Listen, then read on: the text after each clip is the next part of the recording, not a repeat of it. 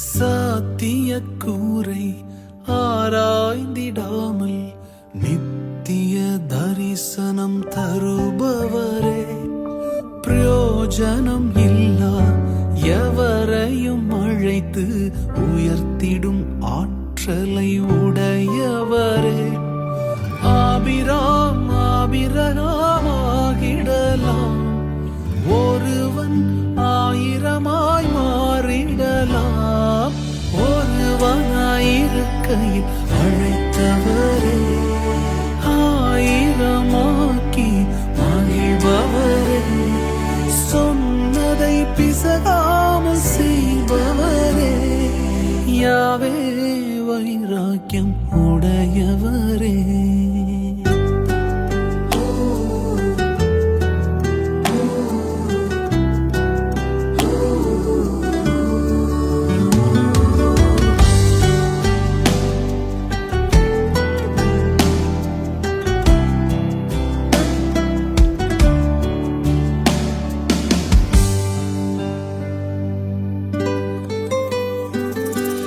பார்வோனின் கூட்டம் எடுத்து கொண்டாலும் போனதை திரும்பிட செய்பவரே, லோத்துகள் என்னை பிரிந்து சென்றாலும் திசைகளை எனக்காக திறப்பவரே, பாதைகள் தெரியாத நாட்களிலே வார்த்தையால் வழித்தடம் அமைத்தவரே, ஒருவனாயிருக்கையில் அழைத்தவரே, ஆயிரமாக்கி மகிழ்ந்தவரே, சொன்னதை பிசகாமல் செய்பவரே, யாவே வைராக்கியம் உடையவரே.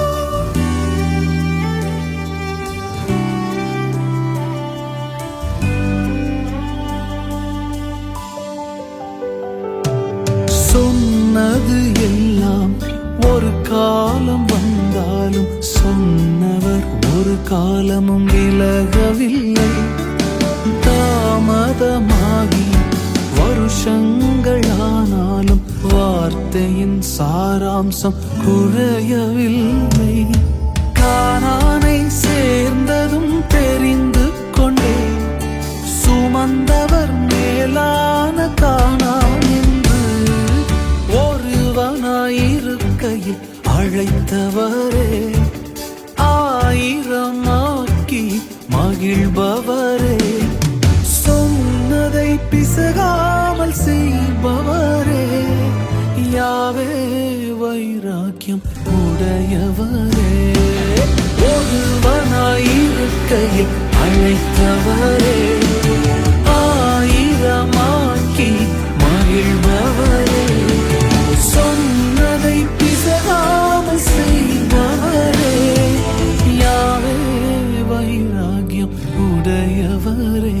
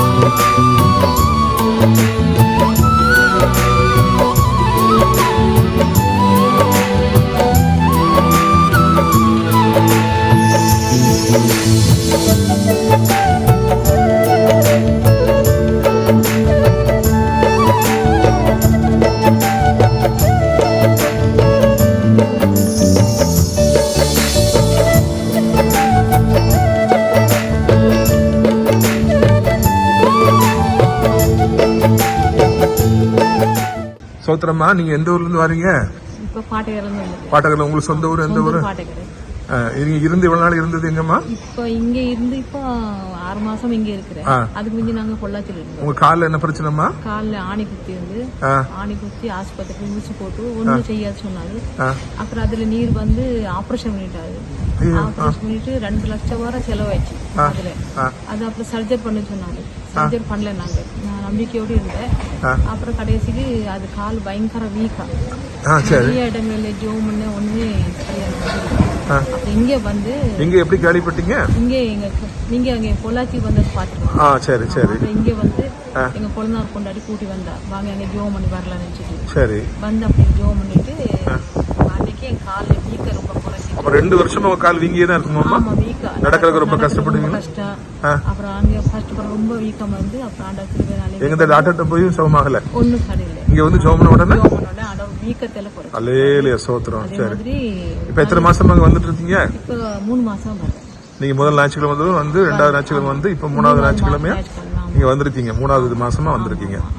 இப்ப வீக் எல்லாம் வத்திருச்சு. வேற என்ன? சரி ரோகிணி, உங்க வீட்டுல யாரெல்லாம் இருக்காங்க? எங்க வீட்டுல நானும் பையன் மருமக இருக்குது. அப்போ உங்க வீட்டுல எல்லாருக்கும் இப்ப சந்தோஷமா? உங்களுக்கு இப்படி பொண்ணு ஆறிட்டு சந்தோஷம். பையனு கூட இந்த காலை சொன்னேன். அங்க போய் தான் எனக்கு காலை ஒரு சுகம் கொடுத்துருக்காங்க. இப்ப உலகம் முழுக்க எத்தனையோ இப்படி காலில் பொண்ணு உள்ளவங்க பிரச்சனை வியாதியஸ்தெல்லாம் இருக்காங்கல்ல, அவங்களுக்கு நீங்க சுகம் பெற்றிருக்கீங்க. என்ன சொல்றீங்க? அவங்களுக்கு இப்படி சொல்லி இந்த இடத்துக்கு போங்க. எந்த இடத்துக்கு போகணும்?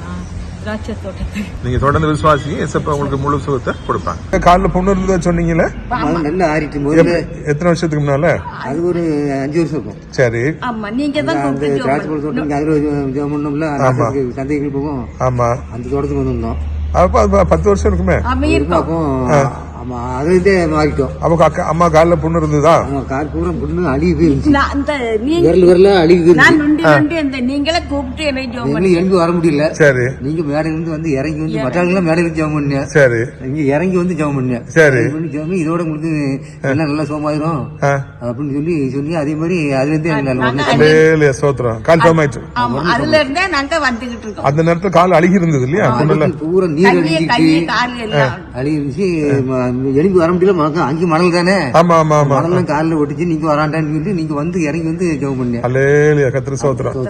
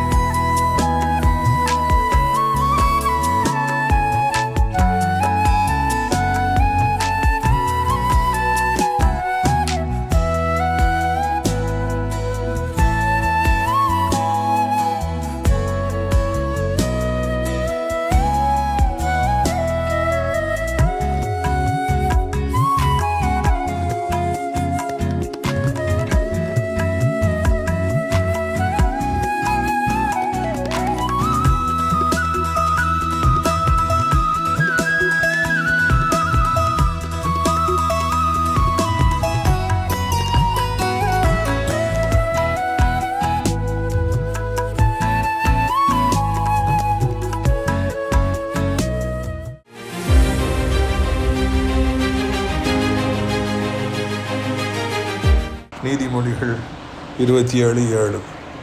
திருப்தியானவன் தேன்கூட்டையும் மிதிப்பான், பசியுள்ளவனுக்கோ கசப்பான பதார்த்தங்களும் தித்திப்பாக இருக்கும். பார்த்திங்களா, ஒரு சிலர் நிறைய காசு வச்சுருப்பாங்க, அவங்களுக்கு பணம் வந்துக்கிட்டே இருக்கும். சில கடையில் பயங்கரமாக பிஸ்னஸ் போயிட்டே இருக்கும். அப்போ நம்ம லைன்லேயே நிற்போம், கோவப்பட்டு கடைசியில் ஒரு வேளை போனால் கூட நம்மளை கண்டுடவே மாட்டாங்க. ஏன்னா நம்ம போனாலும் அவங்களுக்கு நிறைய பணம் அங்கே வந்துக்கிட்டே இருக்குது. அதே நேரத்தில் ஒரு கடைக்கு போங்க, அங்கே ஆளே இல்லை, நீங்கள் போய் நின்னீங்கன்னா ஒரு 100 ரூபாய்க்கு சாமான் வாங்கினா கூட உங்களை ரொம்ப வேல்யூ பண்ணுவாங்க, வாங்கையாம்பாங்க. ஏன்னா அவங்களுக்கு கஸ்டமரே இல்லை. பிரியத்துக்குரியவர்களே, கல்லூரிக்கு செல்லுகிற மாணவ மாணவிகள் ஏன் காதலன்னு வலையில் விழுறாங்க? அங்கே அம்மாட்ட அன்பு இல்லை, அப்பாட்ட அன்பு இல்லை. அதனால யாரோ காமிக்கிற ஒரு அன்பு அவங்களுக்கு ரொம்ப பெருசாக தெரியுது. எனவே நம்முடைய வாழ்வில் யாருக்கு எதை கொடுக்க வேண்டுமோ அதை ஒழுங்காக கொடுப்போம், எதை கொடுக்க வேண்டுமோ அதை அந்த நேரத்தில் கொடுத்து விடுவோம். நாம் அவர்களை எங்கே வைப்போம் என்றால் அது பிற்பாடு நம்மை அவர்கள் மிதிக்கின்ற அளவிற்கு அங்கே ஒரு சோதனை வந்துவிடும். எனவே கவனமாய் வாழ்வோம், நாணமாய் வாழ்வோம். கர்த்தர் நம்மை ஆசீர்வதிப்பார். ஆமென்.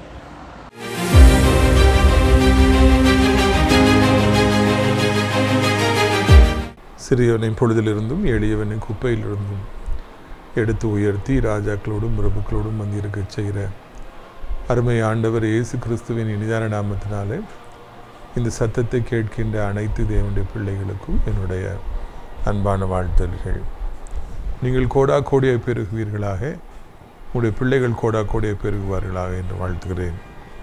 பிரியத்துக்குரியவர்கள், இந்த சனிக்கிழமை காலை 10 மணிக்கு தூத்துக்குடி மாவட்டம் ஆசிரியத்தில் சாத்தாங்குள ரோட்டில் அமைந்துள்ள தேவருடைய மாளிகையில் வைத்து நம்முடைய விடுதலையின் கூட்டம் நடைபெறும்.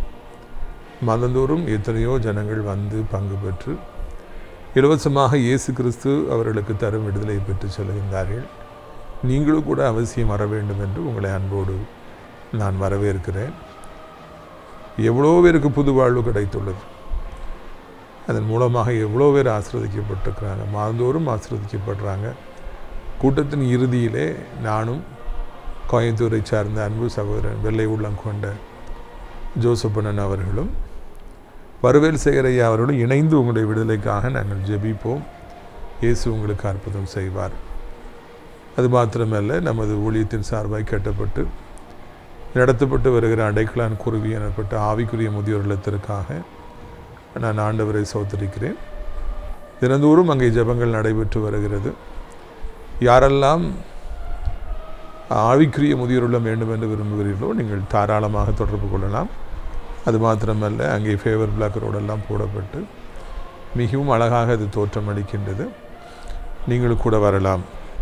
இந்த நாளில் நம்முடைய பிரயோஜனத்திற்காக மத்தேயு 21 அதிகாரம் 17 வசனத்திலிருந்து வாசிக்கிறேன். அவர்களை விட்டு நகரத்திலிருந்து புறப்பட்டு பெத்தானியாவுக்கு போய் அங்கே தங்கினார். காலையிலே அவர் நகரத்துக்கு திரும்பி வருகையிலே அவருக்கு பசி உண்டாயிற்று.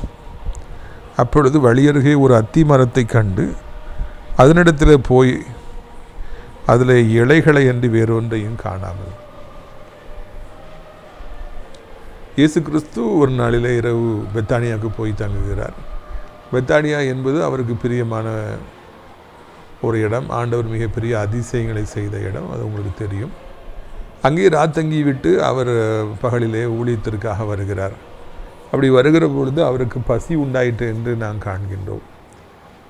இயேசு கிறிஸ்துக்கு பசி உண்டாயிற்று என்று ஏற்கனவே நாம் வாசிக்கிறோம். அவர் 40 நாட்கள் இரவும் பகலும் உபவாசம் செய்து முடித்த பிறகு அவருக்கு அங்கே பசி உண்டாயிற்று என்று நாம் காண்கிறோம். அந்த நேரத்தில் தான் அவருக்கு சோதனைக்காரன் சோதனை கொண்டு வந்தான், கேள்விகளை கேட்டான். அந்த சோதனைகளை ஆண்டவர் வெற்றிகரமாய் முறியடித்தார், ஜெயம் சிறந்தார் என்று நாம் ஆரம்பத்திலே வாசிக்கிறோம். அதன் பிறகு இன்றைக்கு தான் நாம் காண்கிறோம் ஆண்டவருக்கு மிகுந்த பசி உண்டாயிற்று என்று சொல்லி. இத்தனை காலமாய் வேறு எங்குமே நாம் காண முடியவில்லை ஆண்டவருக்கு பசி உண்டாயிற்று அப்படின்னு நம்ம பார்க்க முடியல. அவர் எப்பொழுதுமே பிறருடைய பசியை தீர்ப்பதற்குத்தான் அவர் முயற்சி எடுத்தார். 2 மீனையும் 5 அப்பத்தை 5000 பேருக்கு ஆண்டவர் அவர் அப்படியே பெருகும்படியை செய்து அனைவரையும் திருப்திப்படுத்தி 12 கூடை நிறைய மீதம் எடுக்க வைத்து நமக்கும் கூட ஒரு சவாலான ஒரு காரியத்தை வைக்கின்றார். உங்களையும் அப்படியாக என்னால் ஆசீர்வதிக்க முடியும், உங்களுடைய வருமானத்தையும் பெருக பண்ண முடியும், உங்களுடைய வாழ்க்கையிலும் கூட மாதந்தோறும் வாரந்தோறும் நாள்தோறும் மீதம் எடுக்க வைக்க என்னால் முடியும் எனப்பட்டதை ஆண்டவர் அந்த அதிசயத்தின் மூலமாக நமக்கு சொல்லுகிறார். பிறருடைய பசியையே கவனத்தில் கொண்டு வாழ்ந்த நம்முடைய ஆண்டவர் தன்னை குறித்து சிறிதளவும் கவலைப்படாத அந்த ஆண்டவர் முதலாக இங்கே பசிப்பதை பார்க்கிறோம். ஏற்கனவே ஒருக்கா பசி வந்துச்சு, இப்போ ரெண்டாவது முறையாக அவருக்கு பசி வந்தது என்று நான் காண்கின்றோம். அப்படின்னா ரொம்ப ரேர் தான். அது மாதிரி பைபிளில் அவருக்கு தனிப்பட்ட முறையில் அவருக்கு பசி வந்தது என்றது ரேர் தான். அதனால் ஊழியக்காரர்கள், கர்த்தருடைய பிள்ளைகள், அவர்கள் எல்லாரையும் மாதிரி கிடையாது.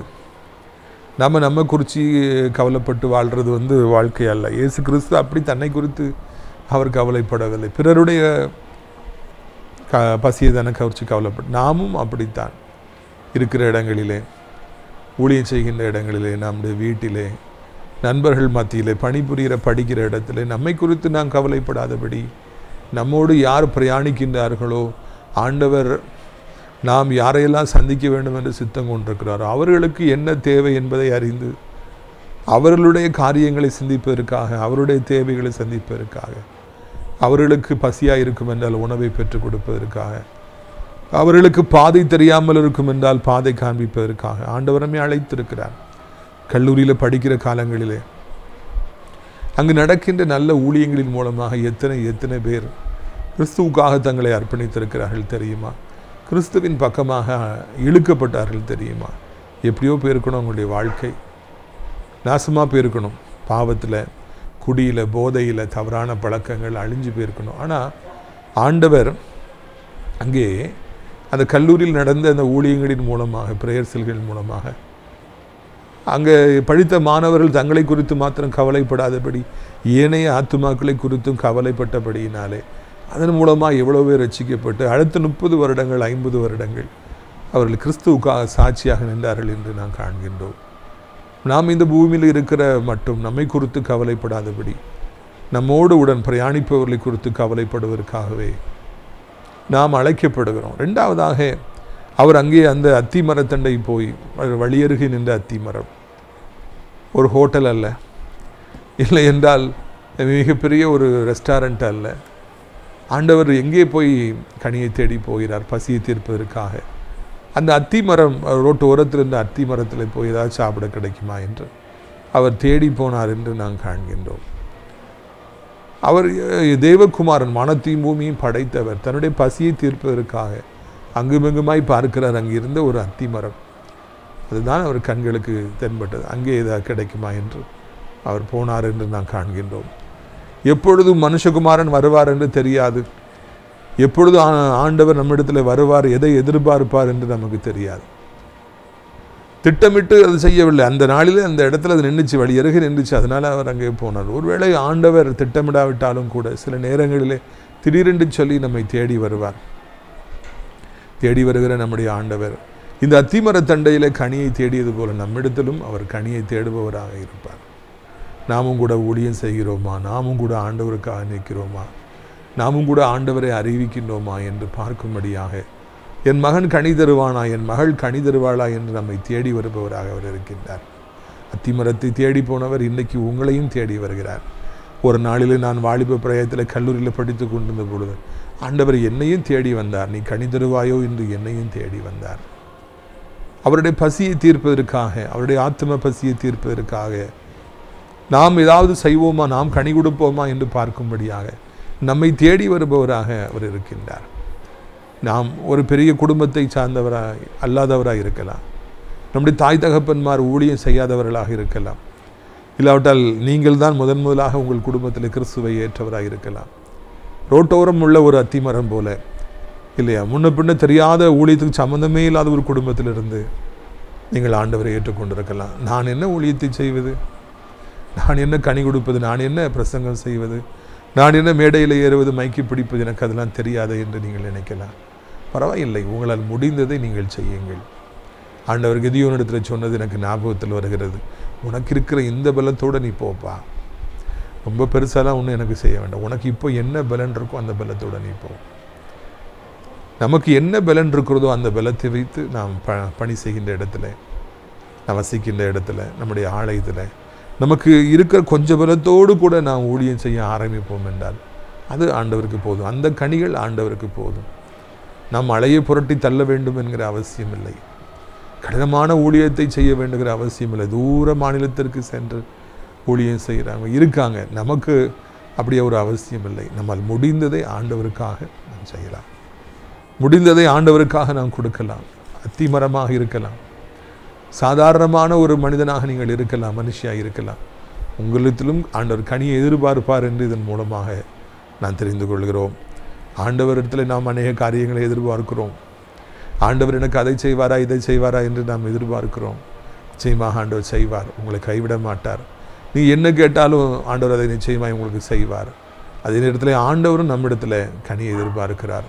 நான் ஊழியம் செய்ய வேண்டும் என்று ஆசைப்படுகிறார் என்பதை நான் நினைவூட்டும்படியாக விரும்புகிறேன். இங்கே அவர் போன பொழுது என்ன நடந்தது பாருங்கள். இலைகளை என்று வேறு ஒன்றையும் காணாமல் இனி ஒரு காலம் உன்னிடத்தில் கனி உண்டாதிருக்க கடவுது என்றார். உடனே அத்திமரம் பட்டு போயிற்று. Unfortunately, that fig tree didn't have any fruits. அந்த அத்திமரம் கனி கொடுக்கவில்லை. இலைகளாக இருக்கிறது, அதிகமாக பார்ப்பதற்கு பச்சை பசையல் என்று இருக்கிறது, பெரிதாக இருக்கிறது, அடர்த்தியாக இருக்கிறது, ஆனால் கனி இல்லை. அநேகர் பார்ப்பதற்கு நல்ல கிறிஸ்தவ குடும்பத்தை சார்ந்தவர்கள் போல இருப்பார்கள். பார்ப்பதற்கு நல்ல ஆலயத்துக்கெல்லாம் போயிட்டு வரவங்க மாதிரி இருப்பாங்க. பார்ப்பதற்கு நல்ல கிறிஸ்தவ பிள்ளைகள் மாதிரி தோணுவாங்க. ஆனால் அப்படியே வாழ்க்கையில் கனி இருக்காது. ஊழியன்னா அவர்களுக்கு என்னென்னே தெரியாது. ஆத்துமா பாரம்னா என்னென்னே அவர்களுக்கு தெரியாது. அப்போது ஏமாற்றம் தான் அது ஏற்படும். ஆண்டவருக்கு அப்படி ஒரு ஏமாற்றம் ஏற்பட்ட உடனே இனி ஒரு காலம் உன்ட்ட யாரும் கனியை புசிக்கவே முடியாது அப்படின்னு சொல்லி ஒரு சாபத்தை கொடுக்குறார். ரொம்ப ரேர். ஆண்டவர் கோவப்படுறது, சாபம் கொடுக்குறதுலாம் ரொம்ப ரேர். ஆனால் ஏதோ சில காரணத்தினால அவருக்கு பசிக்கு ஒன்றுமே அது கொடுக்காதனால சபிக்கிறார். உடனடியாக அந்த அத்திமரம் பட்டு போயிட்டான். That fig tree வித்தர்டு. பிரதாபமான ஒரு சூழ்நிலைக்குள்ளாக அந்த அத்திமரம் போய்விட்டது. அந்த நாளிலே ஒரு கனியை கொடுத்துருந்தா கூட ஆண்டவர் சபித்திருக்க மாட்டார். கெட்டு போக வேண்டிய ஒரு அவசியம் வந்திருக்காது, அழிந்து போக வேண்டிய ஒரு அவசியம் வந்திருக்காது. அது கொடுக்காதனால ஆண்டவருடைய சாபத்தை வாங்கிற்று. நாம் கண்களை மூடிக்கொண்டு ஆண்டவருக்காக கொடுப்போம். கண்களை மூடிக்கொண்டு ஊழியங்களை தாங்குவோம். கண்களை மூடிக்கொண்டு நாம் கிறிஸ்துவுக்காக சாட்சி கொடுப்போம், ஆத்துமாவை கொடுப்போம், என்னெல்லாம் கொடுக்க முடியுமோ கொடுப்போம். ஒருவேளை நாம் கொடுக்காவிட்டால் ஆண்டவருடைய கோபங்கள் நம் மீது வந்துவிடக்கூடாது. இன்றைக்கி ஆண்டவர் எதற்காக உங்களை கவர்மெண்ட் ஜாபில் கொண்டு போய் வைத்தார்? இதற்காக இவ்வளோ வசதிகளை கொடுத்தார். நீங்கள் கனி கொடுக்க வேண்டும் என்பதற்காக, ஊழியங்களை தாங்க வேண்டும் என்பதற்காக, ஊழியக்காரர்களை ஆதரிக்க வேண்டும் என்பதற்காக ஆண்டவர் அதை அந்த நிலைமையில் கொண்டு போய் வைத்தார். இன்றைக்கு அநேகரை ஆண்டவர் ஆசீர்வதித்து வைத்திருப்பது காரணம் அதுதான். ஆனால் அவர்களும் அதை அறியாதபடிக்கு சாதாரணமான ஊழியம் தானே, இவனுக்கு ஏன் கொடுக்க வேண்டும், இந்த சர்ச்சுக்கு இவ்வளோ கொடுத்தால் போதாதா, இதற்கு அதிகமாக ஏன் கொடுக்க வேண்டும் என்று அநேகர் கொடுப்பதில்லை. ஆனால் அவர்களுக்கு தெரிவதில்லை, இந்த காரியத்தை கொடுக்கும்படியாக ஆண்டவர் நம்மைத்தான் நியமித்திருக்கிறார், அதுக்குத்தான் நமக்கு வேலையை தந்தார் என்று தெரிவதில்லை. அப்போ அவங்க கொடுக்காம போயிடுறாங்க. ஆண்டவரை கோபப்படுகிறார். ஒருபொழுது நீ கனி கொடுக்கவே முடியாது என்று ஒரு சாபத்தை கொடுக்கிறார். அதன் பிறகு சம்பாதிக்கவே முடியாமல் ஆகிவிடுகிறது, அது சாபமாகி விடுகிறது. எனவே நாம் கவனமாக இருக்கும்படியாக அழைக்கப்படுகிறோம். ஒருபொழுதும் ஆண்டுடைய சாபத்தை நாம் வாங்கிவிடவே கூடாது.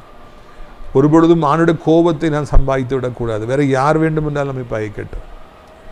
நம்ம யாரையும் பயக்கணும்னு நினைக்கல, யாரும் நம்மளை பயக்கணும்னு நம்ம ஆசைப்படலை. ஆனால் இந்த உலகத்தில் எத்தனை பேர் காரணமின்றி நம்மை பயக்கிறாங்க, நம்ம அழியணும்னு எதிர்பார்க்குறாங்க. ஓகே, ஆனால் ஆண்டோடைய கோபத்தையும் சாபத்தையும் நாம் சம்பாதித்து விடவே கூடாது.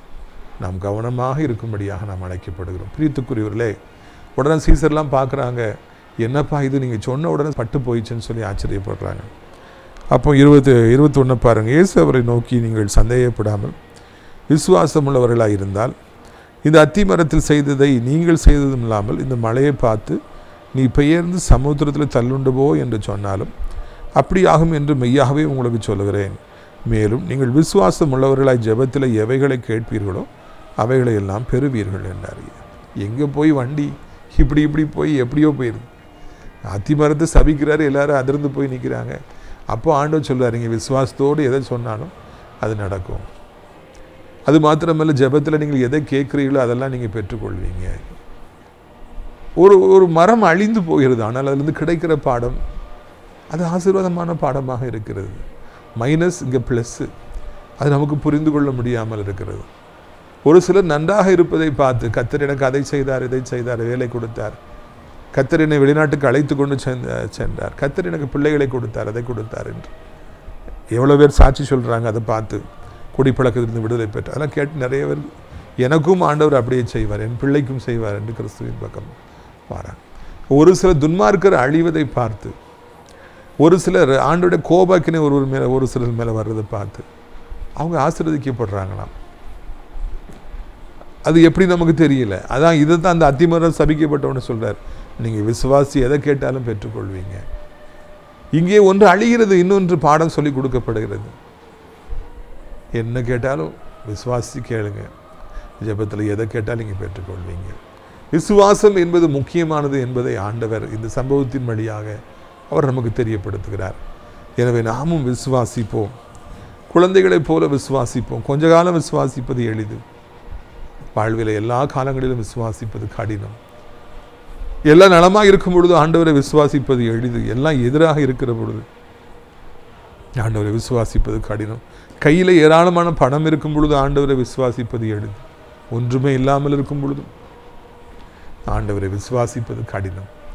ஆனால் அப்படிப்பட்ட விசுவாசத்தை தான் எதிர்பார்க்கிறார். விசுவாசிப்பதற்கு ஒன்றுமில்லாமல் இருந்தும் ஆபிரகாம் விசுவாசித்தார், அது அவருக்கு நீதியாக எண்ணப்பட்டது என்று வார்த்தை சொல்லுகிறது. எனவே நாமும் விசுவாசிப்போம், பெரிய காரியங்களை காண்போம். நாம் ஜெபிக்கலாமா? அப்பா பிதாவே, இந்த நாளுக்காக நன்றி அப்பா. இந்த நாளிலும் கூட ராஜா, எவ்வளோ அருமையான ஒரு சத்தியத்தை நாங்கள் கேட்கும்படியாக நீங்கள் உதவி செய்திருக்கிறீங்க கர்த்தாவே. நீங்கள் பசி என்ன சொல்லி முதலாக நீங்கள் 40 நாள் உபவாசம் முடிஞ்சவொன்னே சொன்னீங்க. பசிச்சதா பைபிளை வாசிக்கிறோம். ரெண்டாவதாக இங்கே தான் நீங்கள் பசிச்சதுன்னு சொல்லி ஆண்டவரை தோத்துறீங்க. கனியை தேடினீங்கன்னு சொல்லி பார்க்குறோம். அப்பா, நீங்கள் கனியை தேடுறவங்களா இருக்கீங்க. எங்களையும் கூட ஒருவேளை நீங்கள் அத்தி மரத்தை போல கனி தேடி வரலாம். அதை நாங்கள் உணர்ந்து உமக்கு ஏற்ற கனியை கொடுக்க, ஊழியம் செய்ய, உம்மை தூக்கி சுமக்க ஆண்டவரை எங்களுக்கு நீர் உதவி செய்ய வேண்டும் என்று சொல்லி கெஞ்சுகிறோம். எந்த காரணத்தை கொண்டு ஊழியத்தை மாத்திரம் நிறுத்தி விடாதபடி, முன்வைத்த காலை பின்னெடுத்து வைத்து விடாதபடி கடைசி பரியந்தம் எங்களுக்கு கடைசி மூச்சிருக்கிற வரைக்கும் உடைய பணியை செய்ய எங்களுக்கு பலன் தாருமப்பா. விசுவாசம் இல்லாமல் தேவனுக்கு பிரியமாயிருப்பது கூடாத காரியம். அத்திமரமே சபிக்கப்பட்டு போனதற்கு விசுவாசம்தான் காரணம். நான் விசுவாசத்தோடு சொன்னதுதான் காரணம் என்று சொல்லி நீங்களும் விசுவாசித்து மழையை பார்த்து பெயர்ந்து நடுச்சமுத்திரத்தில் போய் விடுனா விடும். விசுவாசிங்க, சந்தேகப்படாதீங்க. ஜபிக்கும் பொழுது எதை விசுவாசிக்கிறீங்களோ பெற்றுக்கொள்ளணும், அது உங்களுக்கு உண்டாகும் சொல்லி விசுவாசத்தின் அவசியத்தை எங்களுக்கு ஒவ்வொரு முறையும் சொல்லிக் கொடுப்பவரே, எங்களுக்கு விசுவாசிக்க உதவி செய்யும். எங்களுடைய அவிசுவாசம் எங்களை விட்டு நீங்கும்படியை செய்யும். மனுஷகுமாரன் கடைசி காலங்களில் வரும்பொழுது மனபுக்குத புத்திரருக்குள்ளே விசுவாசத்தை காண்பாரோ ஆண்டவர், எங்களுக்குள்ளே நீர் விசுவாசத்தை காண்பீரோ ராஜா. நாங்கள் விசுவாசிக்க உமக்குள்ளே நிலைத்திருக்க கனி கொடுக்க எங்களுக்கு உதவி செய்யும். வியாதியஸ்தர்கள் எவ்வளோ பெரிய வியாதியினாலே பிடிக்கப்பட்டிருந்தாலும், தாங்க முடியாத வேதனை இப்பொழுது அவர்கள் சந்தித்து கொண்டிருந்தாலும், உடலில் பலனே இல்லாமல் இருந்தாலும், படுத்து படுக்கை இருந்தால் எழும்பட்டும் அப்பா. உடைய வல்லமை அவர்களுக்குள்ளே பிரவேசித்து அவர்கள் எழும்பும்படியை செய்யும். இந்த நாளிலே அதிசயங்களை காணப்படும், அற்புதங்களை காணப்படும். பணம் நெருக்கடியின் மத்தியில் இருக்கிற பிள்ளைகள், யாராலே பணம் இல்லாமல் வாழ முடியும்? ஒருவராலும் வாழ முடியாது. என்ன செய்வது, பணத்திற்கு என்ன செய்வது, யாரிடத்தில் கேட்பது என்று தெரியவில்லை தவித்து இருக்கிற பிள்ளைகள் எவ்வளோ பேர் உண்டுப்பா. கூப்பிடுகிற வானத்து பறவைகளுக்கு இறங்குகிறவர், கூப்பிடுகிற காக்கை குஞ்சுகளை போஷிக்கிறவர், பிள்ளைகளையும் போஷிப்பீராக என்று கெஞ்சுகிறோம். ஆண்டவரை, வயதான கீழே விழுந்துடக்கூடாது, எலும்பு முறிஞ்சிடக்கூடாது. வாலிபத்தின் பாவங்கள், போதை பழக்கங்கள், எவ்வளோ அந்தரங்க பாவங்கள், துணிகர பாவங்களும் உடைய பிள்ளைகளை விடுவி. குமாரன் விடுதலையாக்கினால் ஒளி, இயேசு விடுதலையாக்கினால் ஒளிய விடுதலை கிடையாது. ஏசப்பா, அப்படியே ராஜாவே உடைய கிருபையை தாங்கட்டும், இரக்கத்தை தாங்கும். ஆண்டவரை, நீண்ட காலமாய் காத்திருக்க அதிசய அற்புதத்தை செய்யும். இறைவா, உலகம் இருக்கிற அத்தனை மக்களை ஆசீர்வதியும். முக்கியமாக ஆண்டவரை, அனைத்து ஏசப்பாவுடைய பிள்ளைகள், உங்களுடைய நாமத்தை சொல்லுகிற பிள்ளைகள், ஊழியத்தை செய்கிற பிள்ளைகள் அளவில்லாமல் ஆசீர்வாதம், ஒரு பொழுதும் வெட்கப்படாதபடி காத்துக்கொள்ளும்.